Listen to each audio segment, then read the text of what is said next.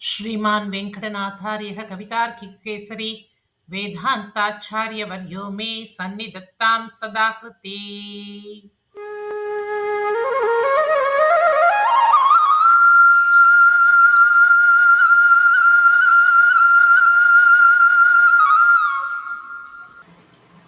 ஸ்ரீ யாதவாபியுதயம் முதல் சர்க்கம் ஸ்லோகம் 32.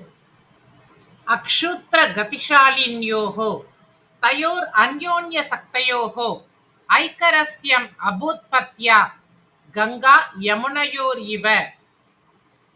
வசுதேவருடைய மனைவியர் இருவரும் மட்டமான போக்கு இல்லாதவர்கள், ஒருவரோடு ஒருவர் இணைந்து வாழ்ந்தனர்.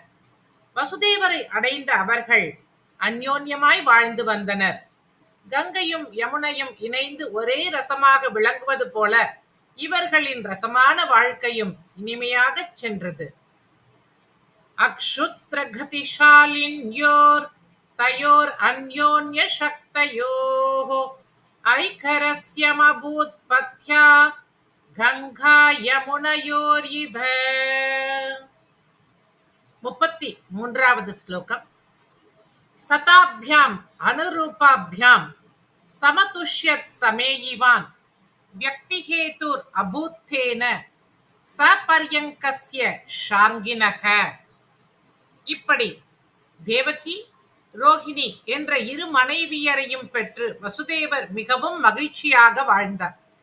மேலும் ஆதிசேஷனுடன் கூடிய ஷார்ங்கியான பகவானுடைய அவதாரத்திற்கு தோற்றத்திற்கு காரணமாகவும் ஆனார்.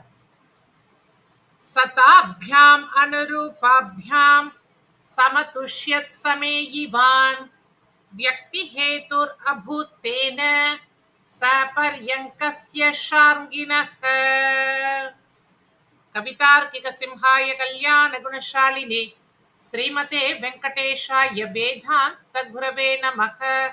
ஸ்ரீமதே நிகமாந்த மகாதேசிகாய நமः.